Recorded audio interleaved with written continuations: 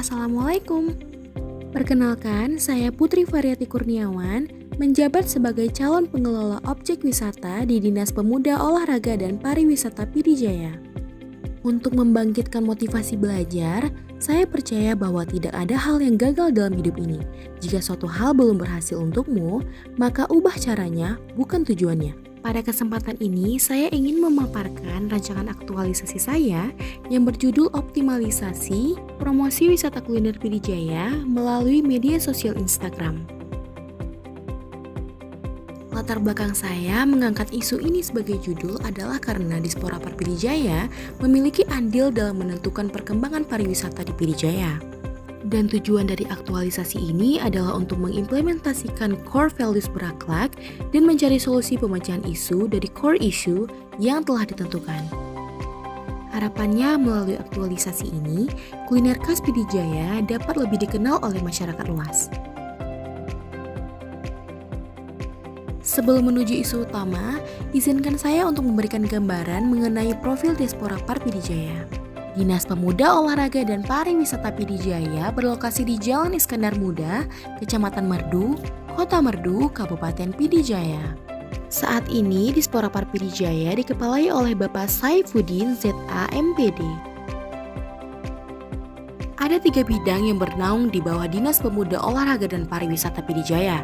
Yang pertama adalah bidang pemuda, bidang olahraga, dan bidang pariwisata. Ketiganya memiliki masing-masing kepala bidang yang bertugas untuk mengkoordinasi bawahannya melakukan kegiatan-kegiatan yang telah disusun. Berikut adalah struktur organisasi dinas. Sebagai calon pengelola objek wisata, saya memiliki tugas pokok.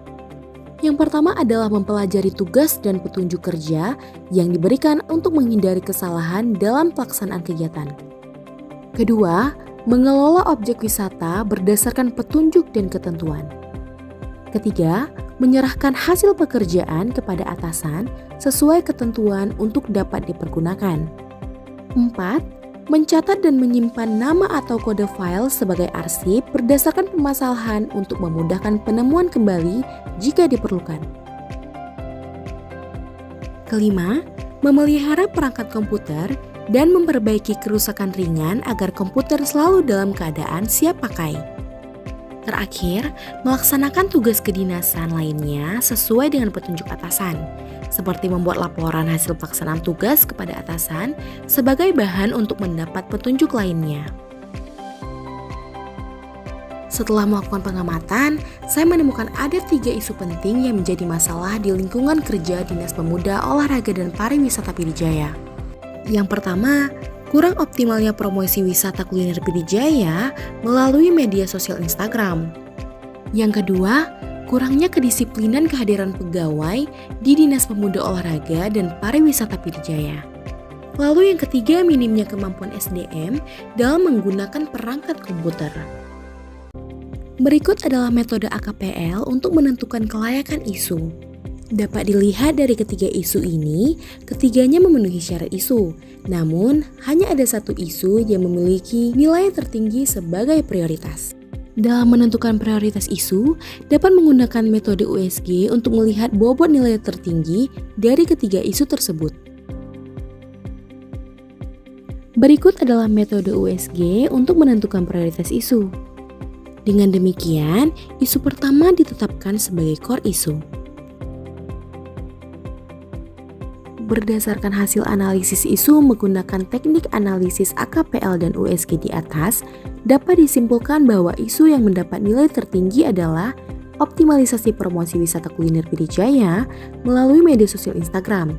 Selanjutnya, isu ini akan dianalisis lebih dalam untuk menemukan solusi atas permasalahan yang terjadi. Untuk mengidentifikasi penyebab core isu, saya menggunakan diagram fishbone untuk mencari tahu faktor apa saja yang menjadi penyebab atas terjadinya isu tersebut.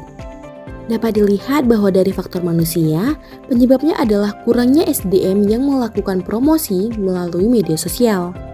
Dari faktor manajemen, yang menjadi penyebab adalah struktur organisasi bidang pariwisata belum tertata dengan baik.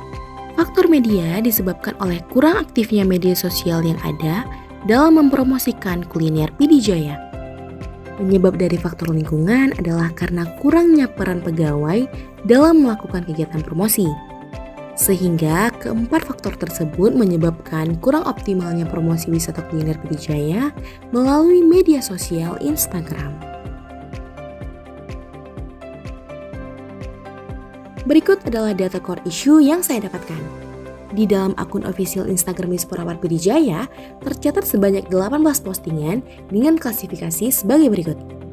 Ada 6 postingan promosi objek wisata, 1 postingan promosi kuliner, 3 postingan kegiatan kepemudaan, dan 8 postingan informasi terkait kegiatan dan hari besar lainnya. Dapat dilihat bahwa postingan terkait promosi kuliner khas Pidijaya adalah yang paling sedikit.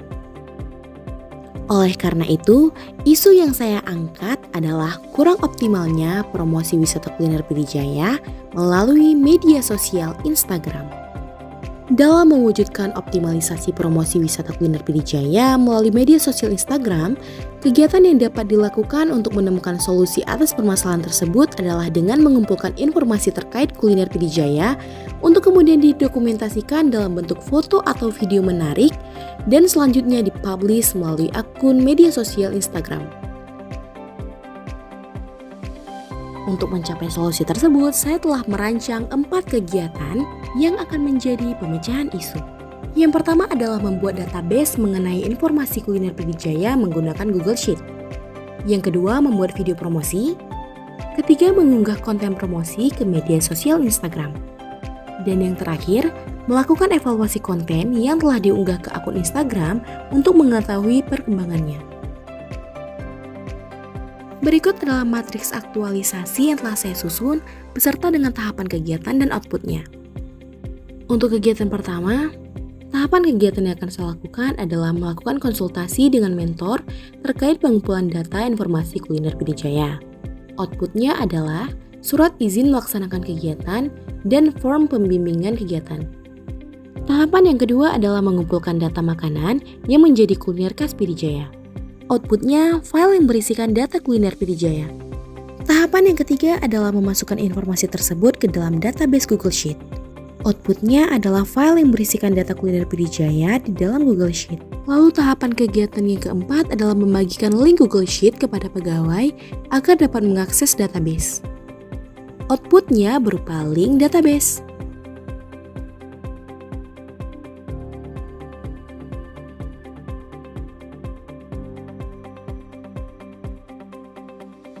Kegiatan yang kedua adalah membuat video promosi.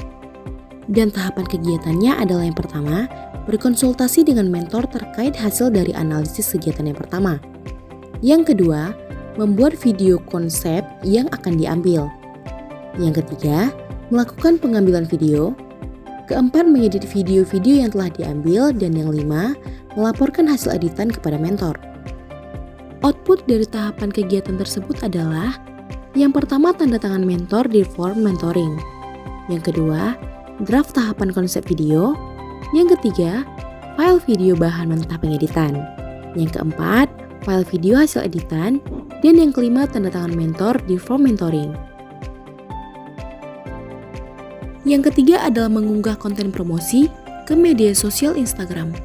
Tahapan kegiatannya berupa membuat jadwal postingan, membuat konten foto, dan mengunggah konten foto dan video promosi ke media sosial Instagram.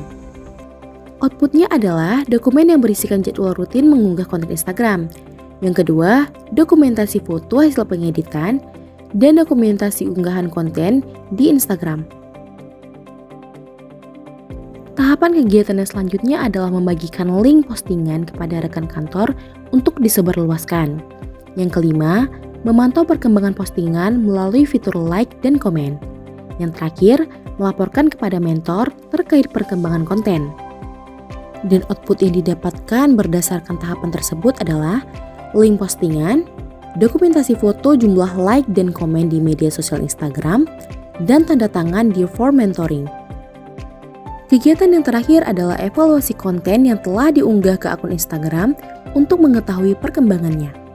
Tahapan kegiatan yang saya lakukan adalah mendata jumlah suka pada setiap postingan dan melihat reaksi publik melalui kolom komentar. Lalu, mencatat interaksi yang dijangkau oleh Instagram. Yang ketiga adalah mengawasi perkembangan akun Instagram selama kegiatan promosi dilakukan. Dan output yang saya dapatkan pada tahapan kegiatan ini adalah dokumentasi jumlah suka di setiap postingan, dokumentasi foto insight Instagram, dokumentasi hasil perkembangan akun Instagram secara keseluruhan. Sebagai penutupan kegiatan, saya melaporkan hasil evaluasi kepada mentor untuk mendapatkan tanda tangan. Berikut adalah jadwal pelaksanaan kegiatan yang akan saya lakukan. Jadwal unggahan konten akan mengikuti jadwal yang telah ditentukan agar mudah melakukan evaluasi sehingga data yang didapatkan valid.